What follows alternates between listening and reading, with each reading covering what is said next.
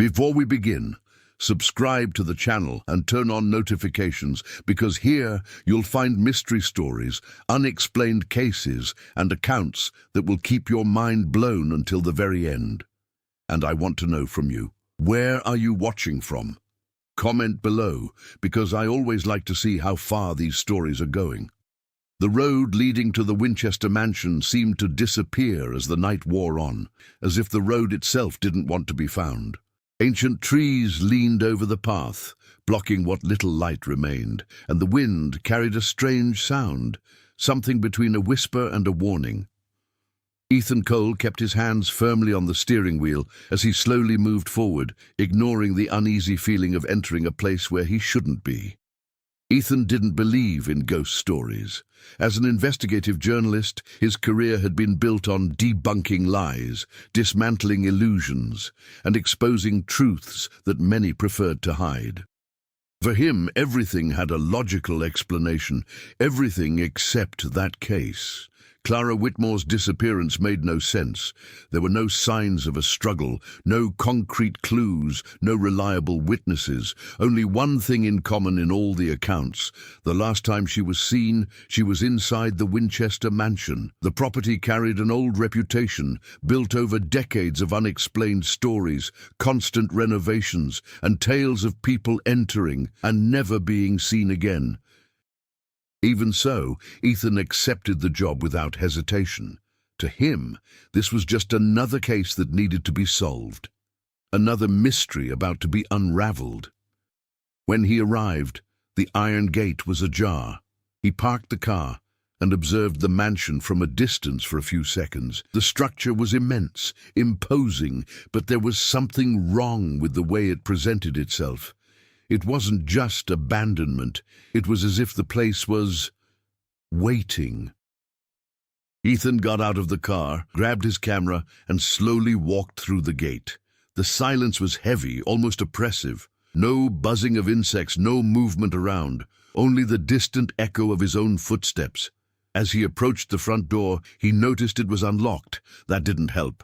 He pushed slowly. The wood creaked for a prolonged period, as if resisting being opened. The interior revealed a spacious but strangely disorganized area. Stairs led in illogical directions, corridors intersected haphazardly, and doors were positioned irregularly. It didn't just look like an old building, it looked like something repeatedly modified without planning. Ethan turned on the camera. Winchester Mansion, 11:47 p.m. Location of Clara Whitmore's disappearance. No signs of forced entry or burglary so far. His voice was lower than usual, as if the ambient sound had absorbed it. That's when he heard steps, slow, dragging, coming from upstairs. Ethan stood motionless for a second, listening intently. The sound stopped as soon as he tried to pinpoint the exact direction. Absolute silence. He took a deep breath and began to climb the stairs. Each step creaked under his weight, but there was something strange. The staircase seemed too long, as if it were extending beyond the space the house should accommodate. Upon reaching the top, he found a narrow corridor with several closed doors. One of them was ajar, letting in a faint light. Ethan cautiously approached and pushed the door open. The room was empty. In the center, there was only an old mirror. He took a few steps forward, approaching slowly. Something was written on the surface. Dark, irregular letters, as if they had been done in a hurry. Ethan frowned. The message was clear. "You took too long." The recorder started malfunctioning. The camera image shook for a second, and then behind it, the sound returned. Steps. This time, inside the bedroom. Ethan remained motionless for a few seconds, staring at his reflection in the mirror while trying to control his breathing. He didn't turn around immediately. His experience told him that reacting impulsively was the first mistake in unfamiliar situations. Still, the sound of footsteps behind him had been too clear to ignore. Slowly, he turned his body. The room was empty. No doors were open, except the one he had entered through. No windows, no possible hiding place, only the heavy silence and the unsettling feeling of not being alone. Ethan ran a hand over his face and exhaled slowly, forcing his mind to regain logical control of the situation. Hallucination, echo, house structure, anything like that, he murmured, trying to rationalize. He went back to the mirror. The words were still there, but something was different. The letters seemed slightly distorted, as if they had been moved. Ethan moved closer and touched the surface. It was dry. There was no fresh ink, no visible substance. It didn't make sense. He stepped back and decided to leave the room.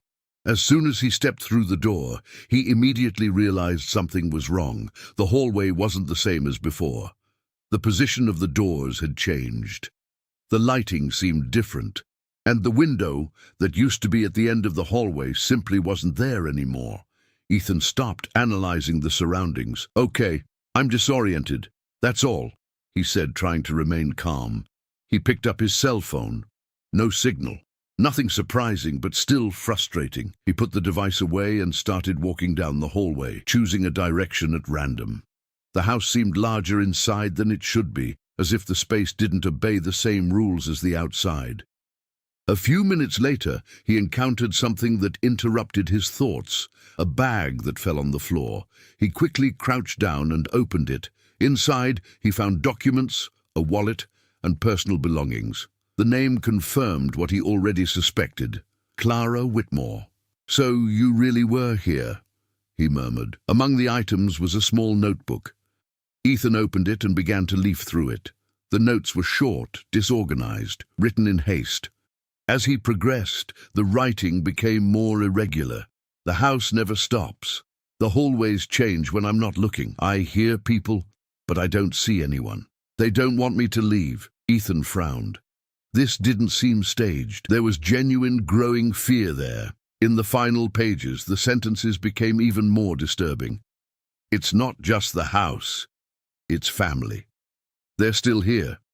He closed the notebook slowly, feeling the weight of the words. It no longer seemed like a simple disappearance. Something much deeper was happening in that place. Ethan stood up and continued moving forward. After some time, it's impossible to say how long, he found a staircase leading to a larger room. The atmosphere contrasted sharply with the rest of the house. There was less dust, fewer signs of neglect. It seemed preserved. In the center, a long table held several old photographs.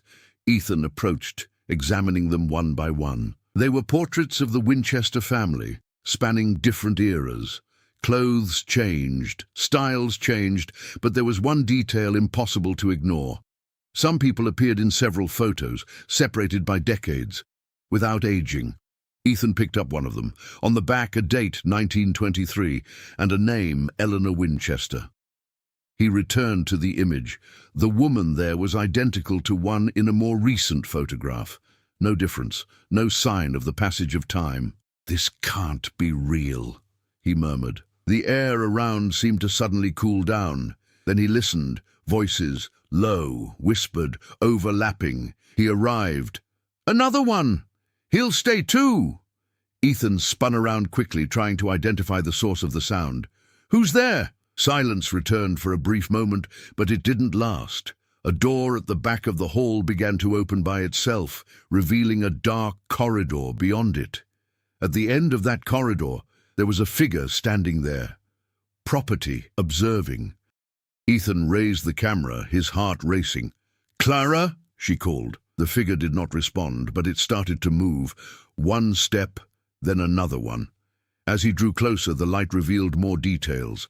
The clothes were old, from another era, the face too pale, the eyes too attentive. Ethan then realized with growing unease that it wasn't Clara. He was someone much older, and yet she seemed to look at him as if she already knew him. Ethan didn't back down, even with his body tense and the growing feeling that something there didn't follow any known rules. He kept the camera steady, pointed at the figure that was slowly approaching down the corridor. Each of her steps was too silent, as if there was no weight supporting that body. The light in the hall revealed her appearance more clearly. The dress she wore was old, clearly from another era, but it was too pristine for someone who should belong to the past. Her skin was pale, almost lifeless, but her eyes were completely alert, aware, fixed on him with an uncomfortable intensity. "Who are you?" Ethan asked, keeping his voice steady. The figure stopped a few meters away. It tilted its head slightly, as if analyzing something about it that it couldn't fully understand. "You came in uninvited," she replied, in a low but clear tone. The voice had no echo, no distortion. It was real, and that made everything even worse. Ethan took a step forward without looking away. "I'm looking for Clara Whitmore. She was here. Where is she?" A slight smile appeared on the woman's face, but there was no emotion in it. "She's still here." The atmosphere seemed to grow heavier. "Then take me to her," Ethan said, now more directly. The woman did not move. "No one leaves once they're in," he replied. "The house doesn't allow it." Ethan took a deep breath, annoyed by the response. Houses don't decide anything. People decide. "Who else is here?" For a moment, silence filled the space. Then the lights flickered once, two, and they faded completely. Darkness took over everything. The recorder hissed loudly, and the camera lost focus for a second before stabilizing with the light from the flashlight. Ethan spun quickly, trying to locate any movement around him. "Hey!" he called, his voice echoing strangely. A sound emerged beside him, breathing, very close. He turned in that direction, pointing the light, but there was no one there. When she looked back at the hall, she realized that everything had changed. The table was no longer in the center. The photos had disappeared. The walls seemed closer, as if the space had shrunk without warning. The room was now narrower, more suffocating. "That doesn't make sense," he murmured. That's when he heard a scream, distant but clear, a female voice. "Help!" Ethan reacted immediately. "Clara," she replied, running towards the sound. The corridor seemed to lengthen as he advanced. The walls shifted position, doors appeared and disappeared beside him, but the scream continued to come from the front, always a little further away than it should have been. He turned one corner, then another, until he found a closed door. The sound was coming from inside. Without hesitation, he tried to open it. Locked. "Hold on," he said, forcing the doorknob. Nothing. He took a step back and kicked the door hard. The wood gave way, opening with a dry crack. Ethan entered quickly. The room was empty. The silence was immediate and absolute. He stopped in the middle of the room, confused, trying to understand. "No, I heard," he murmured. That's when he noticed something on the ground. Brands, deep scratches, as if something or someone had been dragged by force. Ethan traced the marks with the camera light. They went straight down to the wall. And they would stop there. No door, no passage, without explanation. That's not possible. A sound behind him interrupted his train of thought. The door is closing. Ethan turned quickly and ran to it, trying to open it again. Locked. He hit him hard, but there was no response. The air grew colder, noticeably colder. His breath began to become visible, forming small clouds in the air.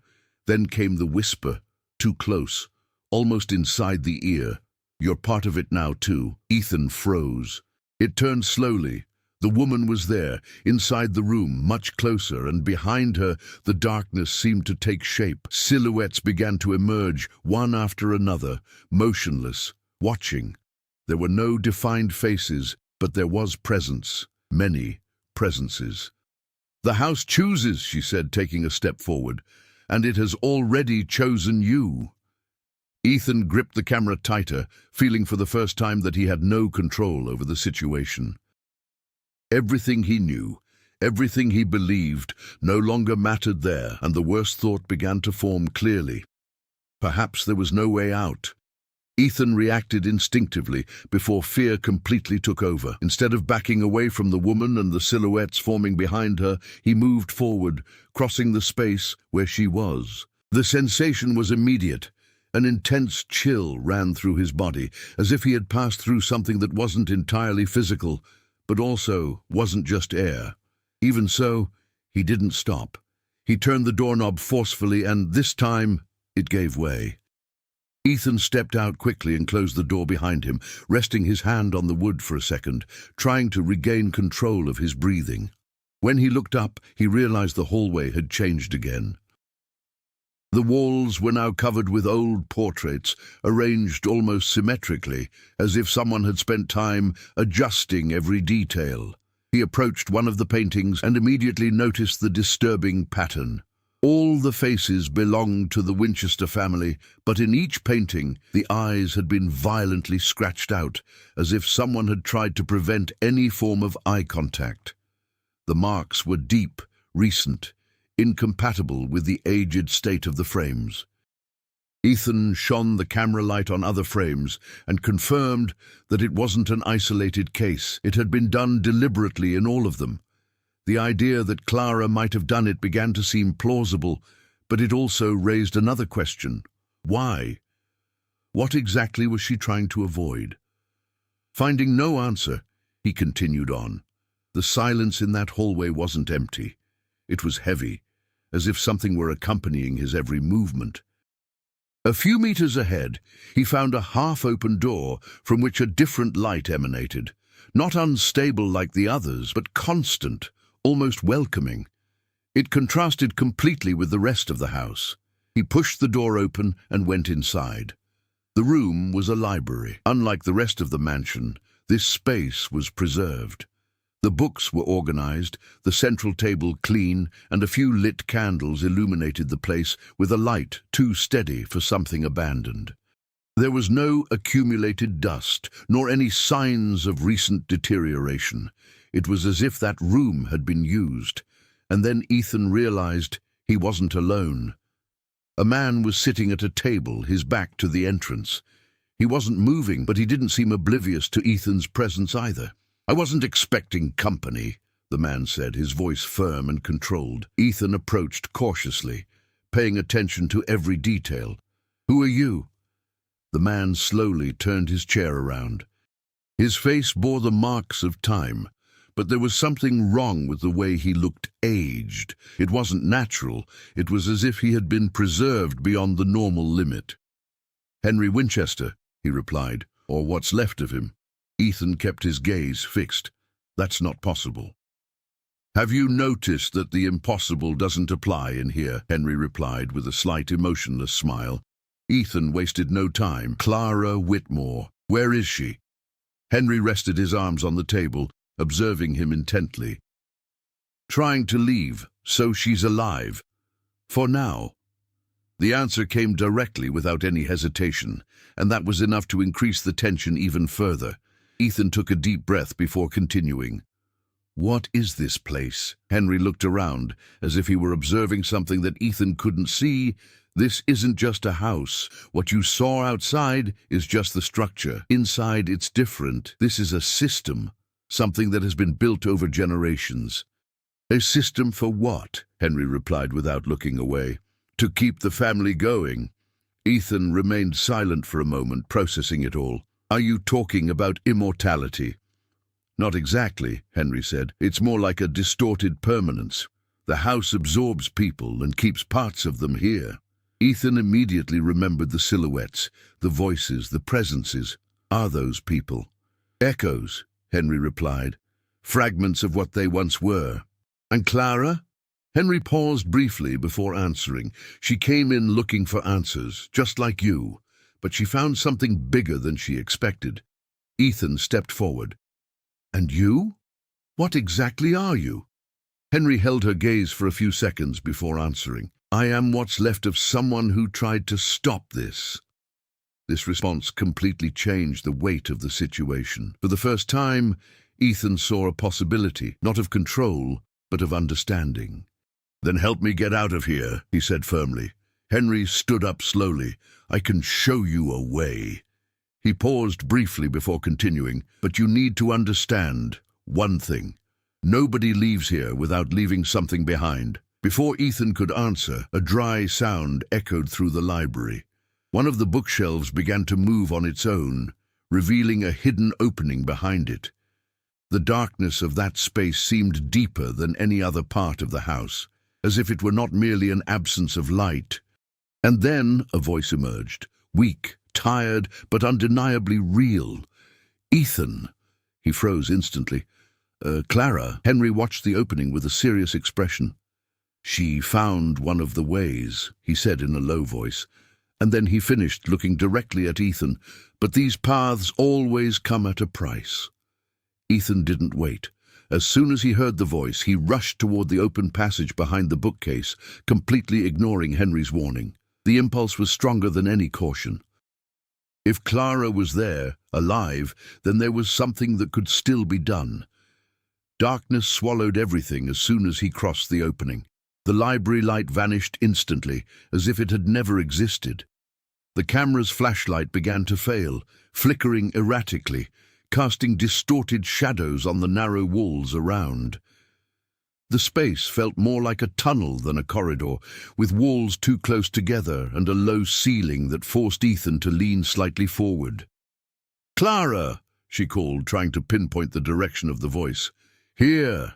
came the reply, weak, further away than before. He quickened his pace. The ground was uneven, as if it hadn't been made for frequent foot traffic. In some places, it looked like old wood. In others, cold stone. Nothing there followed a logical pattern. "Keep talking," said Ethan. "I can't see properly," Clara replied with difficulty. Her voice echoed strangely, as if it were coming from several directions at once. "Even so," Ethan continued, guided more by urgency than by certainty. After a few seconds, or minutes it's impossible to know, the corridor suddenly opened up. Ethan stopped. The space in front was vast, much larger than any part of the house should allow. The lantern finally stabilized, revealing an impossible environment. Doors on all sides, at different heights, some on the floor, others on the walls, some even on the ceiling. All closed. In the center of that space, there was a single chair, and in it, Clara, orders, property, head down. "Clara!" Ethan ran towards her. As soon as she approached, she quickly raised her face. Their eyes were wide open, too scared. "No," she said urgently. "You shouldn't have come." Ethan began to loosen his grip. "I'm going to get you out of here," he replied, focused. "You don't understand," Clara insisted, trying to pull away even though she was trapped. "This isn't an escape." Ethan paused for a second. "I heard you asking for help." Clara swallowed hard. "I wasn't asking for help. I was trying to warn you." The silence that followed was heavy. Ethan looked around, realizing for the first time that something was wrong in that space. The doors, some were slightly open, and inside them there was movement, shadows observing. "What is this place?" he asked, now in a lower voice. Clara answered almost in a whisper. "It's where the house decides who stays and who becomes a part of it." Ethan tried again to break free from his bonds. "So we're leaving now." "It doesn't work that way," she said more firmly. "Each door is a choice, a trade-off." Ethan stopped. "Replacement?" Clara nodded with difficulty. "The house doesn't imprison without reason. It always takes and always leaves something in its place." The weight of those words slowly fell away. Ethan looked at the doors again. Each one looked different. Some older, some newer, some intact, some damaged, as if each one had its own story. "And what is the way out?" he asked. Clara hesitated. "There is no easy way out." Before Ethan could react, a sound echoed through the space. Steps, boards, coming from all sides. Doors began to open, one by one, revealing figures, the same silhouettes he had seen before, but now more defined, closer, more realistic, and among them, Henry. Ethan turned around quickly. "You said you were going to help." Henry stopped a few meters away, observing.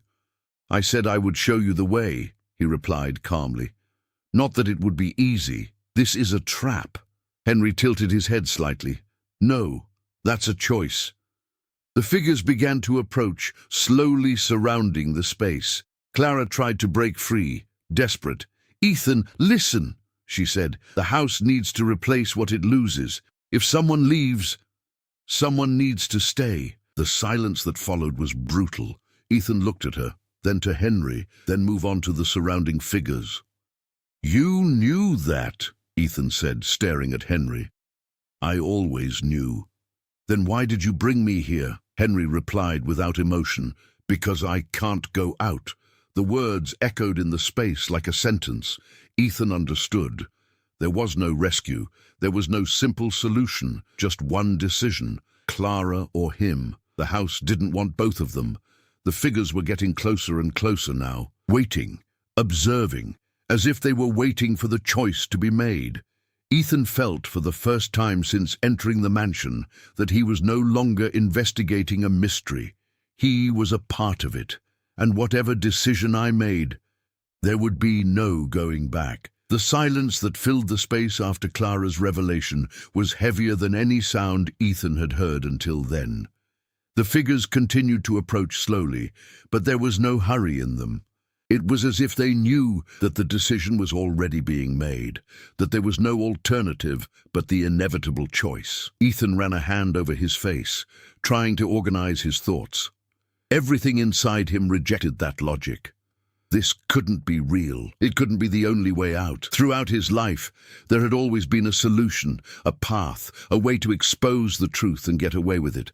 But there, in that house, the rules were different. "There must be another way," he said, more to himself than to Clara.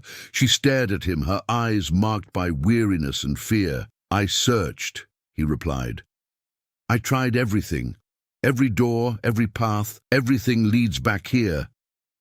Ethan looked around again. The doors were still open now, revealing fragments of other spaces, corridors, staircases, rooms, all distorted, all impossible. The figures remained around, silent, observing, like witnesses to something they had already seen countless times. "And these things?" Ethan asked, discreetly pointing to the presences. Clara took a deep breath before answering. Some tried to leave. Others were chosen to stay. After a while, nobody knows who's who anymore. The response made Ethan grip the camera even tighter in his hand, as if that could still connect him to the reality he knew. "And Henry?" he asked. Clara glanced quickly in his direction, but he remained standing, observing everything without interfering.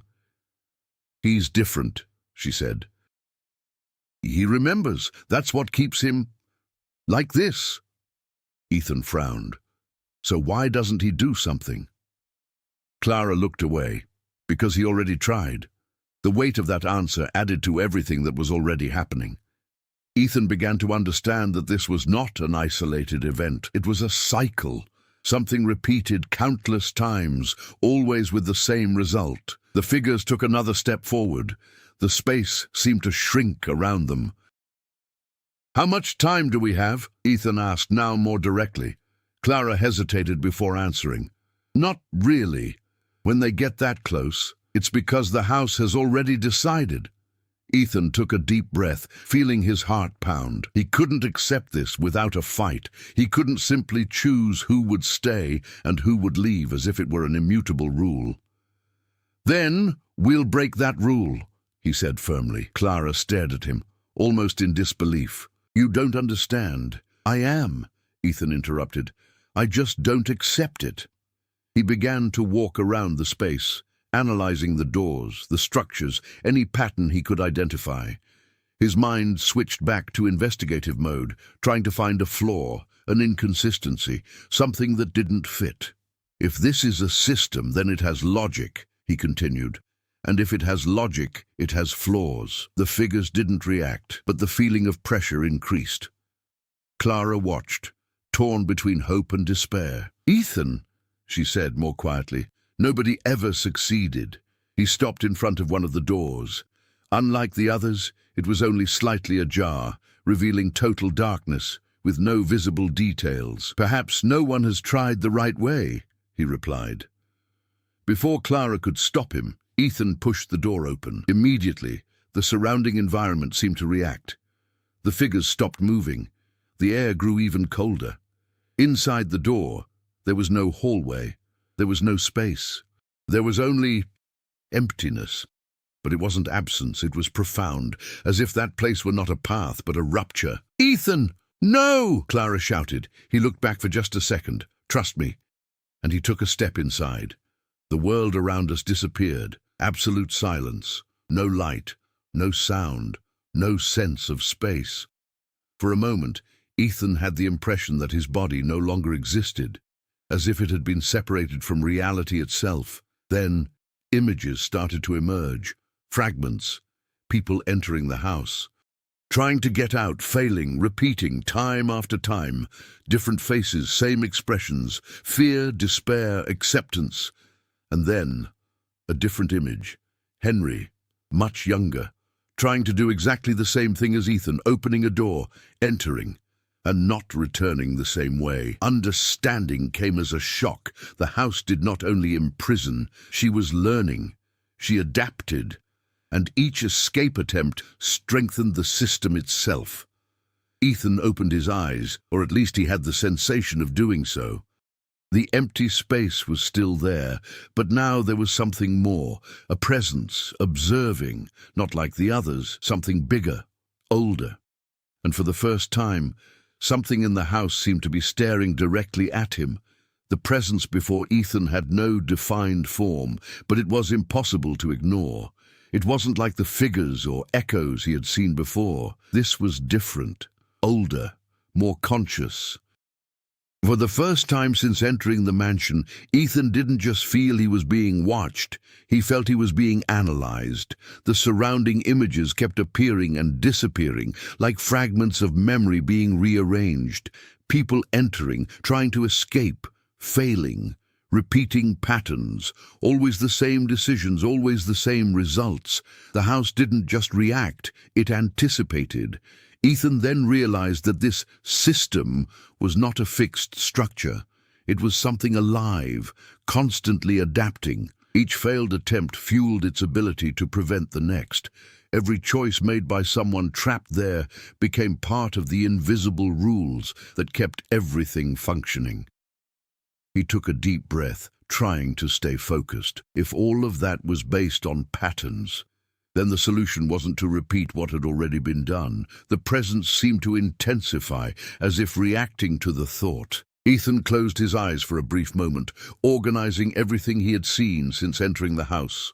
The changing corridors, the doors that led nowhere, the echoes, the choices, Clara's warning, Henry's behavior. Everything pointed to a single conclusion. The house did not prevent the exit. She conditioned the decisions. Ethan opened his eyes again. "You don't want to hold me captive," she said softly, even though she wasn't quite sure where she was talking. "You want me to choose to stay." The silence responded, but it wasn't empty. There was something there, attentive. "Everyone else tried to force their way out," Ethan continued. "They looked for doors, paths, solutions, but always within the rules you created. The images around them began to slow down, and that's why they failed. The presence seemed to contract slightly, as if it were listening." Ethan stepped forward into the void, feeling the environment react subtly. "You need the choice," he said. "You need someone to accept the exchange." Now, the silence seemed denser. "Pay closer attention. But what if I don't play this game?" For a moment, everything stopped. The images have completely disappeared. All that remained was emptiness and presence. And then, for the first time, something changed. The surrounding space began to reorganize itself. Not as before in a chaotic way, but in a direct, almost objective manner. The emptiness gave way once more to the space of the doors. Ethan was back. Clara was still strapped into the chair. The figures were closer. Henry watched, motionless. But something had changed. The movement of the presences had stopped, as if they were waiting. Ethan walked slowly towards Clara. She stared at him, confused. "What did you do?" he asked in a low voice. "I stopped playing because of her rules," he replied. He began to loosen the ropes more calmly, without haste, without despair. Unlike before, his hands were steady, his mind clear. "Ethan," Clara hesitated. "This won't work." "Go," he interrupted, looking directly at her, "because I'm not going to choose." Henry moved for the first time, taking a step forward. "That's not an option," he said, his tone firmer. Ethan looked up. "It always is. The figures around them made a slight step forward, but stopped again, as if something were preventing them. "The house needs balance," Henry continued. "If someone leaves, someone stays." Ethan shook his head slowly. "No, that's what she wants us to believe." Clara finally broke free, standing up with difficulty. "What if you're wrong?" she asked. Ethan looked around, taking in each presence, each door, each fragment of that place. "Then we've already lost from the start," he replied. "But if I'm right—" He paused. "So this only exists because everyone agreed to play." The silence that followed was unlike any before. He wasn't an oppressor. It was unstable. The walls began to vibrate slightly. Some doors closed on their own. Others disappeared completely. The figures recoiled a few centimeters, as if being forced backward. Henry watched everything with increasing attention. "This has never happened before," he murmured. Ethan took a step forward, now with more certainty. "Because nobody has ever done this before." The invisible presence manifested itself again, but this time there was something different about it. It wasn't control. It was a reaction. As if for the first time, something within that system was failing. Ethan realized at that moment that he was no longer just trying to survive. He was changing the rules. The surrounding environment remained unstable, as if the very structure of the house were trying to reorganize itself in the face of something it couldn't control. The walls vibrated erratically. Some doors disappeared while others appeared in impossible places, and the figures, once so secure and constant, now receded slowly, as if losing strength. Ethan realized immediately that this wasn't a victory. Yet, it was a reaction. "We don't have much time," he said, looking around with heightened attention. Clara, still regaining her balance, nodded. The fear was still there, but now there was something different in her expression. A possibility. "What do we do?" she asked. Ethan surveyed the space, trying to understand what had changed. The remaining doors now seemed fewer in number, as if the house were reducing options or concentrating control. "She's trying to adjust," he replied, "to adapt the system again." Henry watched everything with a look that mixed surprise and tension. "You didn't break the rules," he said slowly. "You created a new variable." Ethan turned his gaze to him. "Then use this," he replied. "It helps me." Henry hesitated for a moment, as if grappling with something internal. For the first time, he seemed torn between remaining a spectator or taking action. "If this gets out of control," he began. "He's already left," Ethan interrupted. The silence between them lasted only a second, but it was enough. Henry nodded. "Okay." He walked to one of the walls and ran his hand over the surface. The structure responded immediately, revealing subtle lines that were previously invisible, as if it were a hidden layer of the house. "This isn't physics," Henry explained. "It's a construct based on decisions. Every path exists because someone chose it beforehand." Ethan approached, observing. "So we need to do something that has never been chosen before." Henry confirmed with a slight nod. Clara frowned. "And what would that be?" Ethan looked around. The figures were further away now, but still present, watching, waiting for a mistake. "The house always forces a change," he said. "It always presents two options. Someone stays, someone leaves." "Yes," Clara replied, "so we don't choose any." Henry narrowed his eyes. "It's not that simple." Ethan turned to him. "It doesn't have to be simple. It just has to be different." A deep sound echoed through the room, as if the house were reacting directly to the conversation. Some doors began to slam shut on their own, while others distorted, losing their shape. "She's trying to shut down the system," Henry said, his voice more tense now. "If she does that, you won't be able to get out." Ethan looked at Clara. "Trust me." She hesitated for a brief moment, but nodded. "I've trusted you before," he replied. "I have no other choice." Then Ethan did something unexpected. Instead of looking for a door, he moved away from them. He walked to the center of the space. It stopped, and he dropped the camera on the floor. The dry sound echoed through the room. Henry frowned. "What are you doing?" Ethan ignored the question. "The house reacts to our decisions," he said firmly. "So, let's make a decision it can't process." He looked around, staring directly at the figures. "We're not going out." The silence that followed was absolute. Clara stared at him, confused. "Ethan," he continued, "and we're not going to stay either." The walls shook more intensely. The figures stepped forward, as if to react, but stopped again. Henry was now fully alert. "You're forcing a contradiction," he murmured. Ethan nodded. "If everything here depends on choice, then I refuse to choose from the options." The atmosphere began to distort more aggressively. The floor seemed unstable, the walls undulated, and the air became heavy, almost difficult to breathe. "This could destroy everything," Clara said, trying to stay on her feet. "Or set free," Ethan replied. "The invisible presence has returned in full force, this time not just observing, pressing, as if trying to force a decision by force." The figures began to move forward again, faster now, less controlled. "She's reacting," Henry warned. Ethan did not back down, then let it react. He took another step forward, directly confronting that which controlled everything. "I don't accept your rules." The impact was immediate. A deep sound, almost impossible to describe, echoed through the entire space. The doors began to disappear one by one, as if they were being erased. The figures lost their form, slowly dissolving. Clara gripped Ethan's arm, trying to hold on tight. "What is happening?" Henry replied without taking his eyes off his surroundings.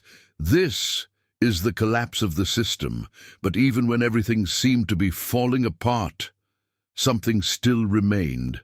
The presence, more intense than ever, as if he were preparing for one last attempt. "Ethan, listen, it wasn't over yet. In truth, I was just reaching the final destination. The space no longer resembled anything that could be called home. The walls had lost their shape, the floor was crumbling into unstable pieces, and the air vibrated as if about to burst. Everything around Ethan, Clara, and Henry seemed to be being pulled toward inevitable collapse. Yet at the center of that chaos, something remained intact. The presence. This time, she wasn't hiding. It wasn't just a feeling. She was there.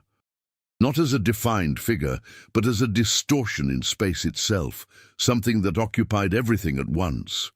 Wherever Ethan was looking, she was. He had no face, no body, but he had intention. And for the first time, she seemed angry. The pressure increased dramatically. Clara fell to her knees, bringing her hand to her head, as if she were being crushed by something invisible. "I can't," she murmured with difficulty. Henry also recoiled, clearly shaken, but still trying to stay on his feet. "She's forcing a final decision," he said, his voice tense. Ethan remained motionless, even feeling the weight, even with his breath faltering for a moment. He did not back down. "No," he said firmly, though in a low voice. "I've already made my choice." The presence reacted immediately. The surrounding space began to violently reconstruct itself. Doors reappeared, one after another, surrounding them once more. The figures reappeared, denser, more defined, as if forcibly pulled back into existence. The house was trying to restore the system. "She won't accept that," Henry shouted. Ethan looked around, realizing what was happening. The house could not allow the rules to be broken, but I couldn't process the rejection either. It was a direct conflict, a mistake, and then he understood. "She can't force me," he said, looking directly at the distortion in space. "Because everything here depends on choice." The presence intensified. The air grew heavier. The figures moved forward another step. "Then I'll take it away from you." Clara looked up, confused. "What are you saying?" Ethan did not respond immediately. His eyes were fixed on that which controlled everything. "If everything depends on choice, then I don't choose anything anymore."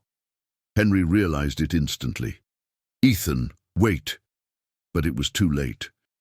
Ethan took a step forward, entering directly into the area where the distortion was most intense. The sensation was immediate, as if he were being pulled in all directions at once.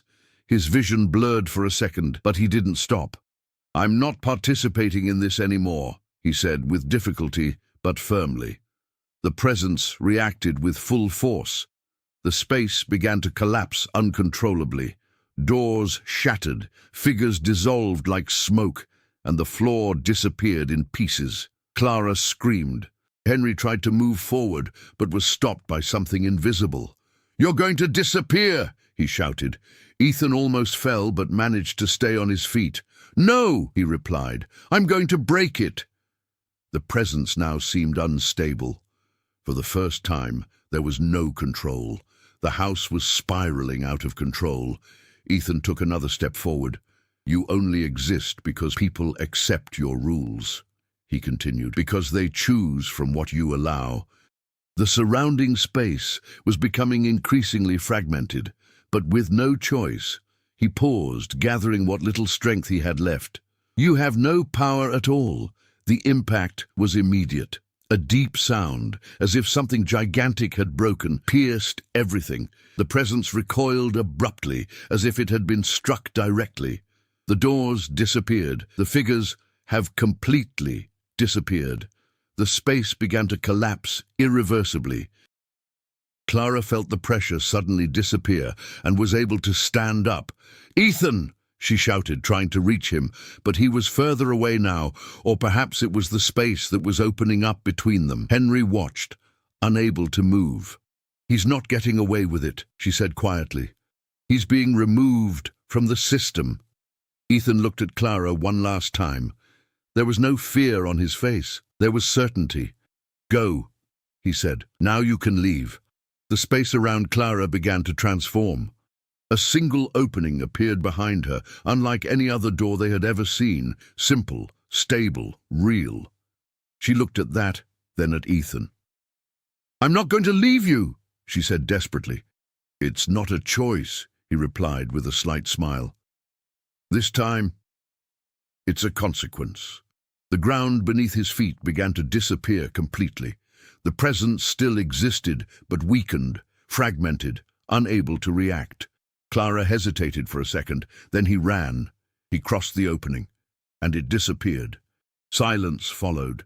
Everything around Ethan began to fall apart. Henry was still there, watching. "You did it," he said, almost in disbelief. Ethan did not respond. His body was already beginning to disappear along with the space. But for the first time since he entered the mansion, he wasn't in prison. The door slammed shut behind Clara the instant she stepped through. There was no gradual transition, no distortion. One moment she was surrounded by the chaos of the house. The next, she was outside, back in reality. The cold night air hit her face hard. Clara fell to her knees on the earthen floor, gasping for air as if she had gone hours without breathing. Her eyes scanned the surroundings urgently, trying to confirm what seemed impossible. The mansion was still there, imposing, silent, but different. The windows no longer seemed to watch over us. The walls no longer conveyed that feeling of constant presence. It was just an old building now, or at least it seemed to be. Clara tried to stand, still trembling, and looked at the front door. Part of her hoped it would open again, that Ethan would appear, that all of this had just been another one of the house's tricks. But nothing happened. Silence remained. Minutes passed before the distant sound of vehicles began to approach. The authorities had finally arrived, alerted by the prolonged disappearance and the investigation Ethan had initiated. Lights cut through the darkness of the road, bringing back a bit of the reality that had seemed so distant just moments before. Clara was found still in shock, unable to immediately explain what had happened. Her words came out disjointed, fragmented, mixing fear and disbelief. To those listening, it all sounded like the account of someone who had gone through extreme trauma. And in a way, that was exactly it. In the following days, the investigation took a different turn. The mansion was thoroughly searched. Technical teams analyzed every room, every structure, every detail. They found no hidden passages, nor any evidence to support Clara's description. For all intents and purposes, there was nothing there. No sign of impossible systems, of shifting corridors, of presences. Ethan Cole has been officially declared missing. His equipment was found near the entrance of the house. The camera was damaged. The recorder was unusable. No usable footage. No concrete proof of what he had faced. The case quickly turned into yet another unsolved mystery. Over time, the story began to spread. Some believed Clara had suffered a psychological breakdown. Others insisted the mansion hid something no one could explain. But without evidence, everything remained in the realm of speculation. Clara, on the other hand, never tried to convince anyone. She knew what she had been through. I knew what Ethan had done. And, most importantly, he knew the price that had been paid. Months later, the mansion was sealed off by authorities. Access was prohibited, officially for structural safety reasons. No mention of any unusual activity was recorded in the reports. Over time, public interest waned. The case was forgotten, but Clara was never the same again. There was something that wouldn't leave her alone. It wasn't just the memories, that was the feeling, an absence, as if something had been ripped from reality, leaving an empty space in its place. One night, unable to sleep, she opened the drawer where she kept the few recovered items. Among them was the notebook she had dropped inside the house. She didn't remember retrieving it, but he was there. Clara opened it slowly, her heart racing. The pages were exactly as before, except for one thing. On the last page, where before there had only been his own writing, now there was a new message. The handwriting was firm, different, it's unmistakable. It worked. Clara closed the notebook immediately, feeling a shiver run through her entire body. Outside, the wind blew fiercely, and for a brief moment, she had the feeling that she wasn't alone. Years passed, and the Winchester mansion remained isolated, forgotten by most, avoided by all who still remembered the stories. Vegetation took over the surroundings, the gate rusted even more, and the road that led there practically disappeared. To the world, that place ceased to exist with time. But it wasn't all over yet. Clara moved on with her life as best she could.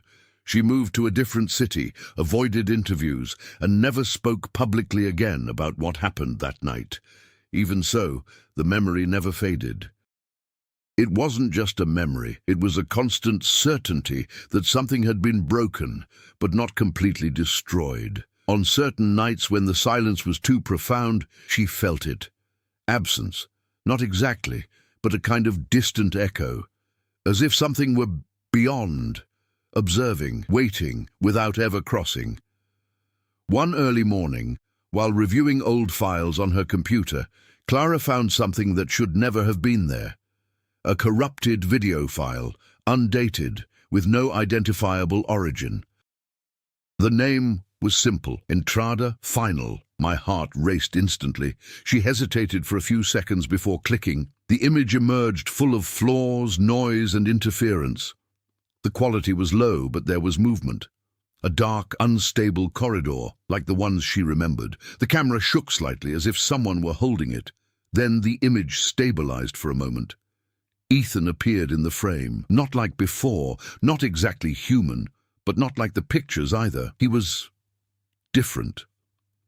Stopped, looking directly at the camera. His eyes did not convey fear, not bad, just awareness. Behind him there was no house, just darkness, deep infinity. The video made a loud hissing sound. The image became distorted, and for a brief second, Ethan moved closer to the camera. Her lips moved. I am here. But Clara understood. I stopped her. For now. The video froze, and it disappeared from the screen. Clara stood motionless for several long seconds, trying to process what she had just seen. Her hands trembled slightly, But there was no panic on her face. There was understanding, slow, heavy. It's inevitable. That wasn't the end. It had been an interruption, and somewhere beyond what she could understand, Ethan was still there. And now I want to know from you, what would you do in Ethan's place? Would you accept the house rules to try to survive? Or would you have the courage to break the system even without knowing the price? Stories like this make us think about the extent to which we have control over our choices, and to what extent we are simply following paths that have already been defined before us. If this story has captivated you this far, take the opportunity to subscribe to the channel and turn on notifications, because there are still many mysteries, dark stories, and disturbing accounts waiting for you. And tell me in the comments, do you believe that Ethan really ended everything? Or do you think things could still come back? And, most importantly, where are you watching from? Because perhaps this story has gone further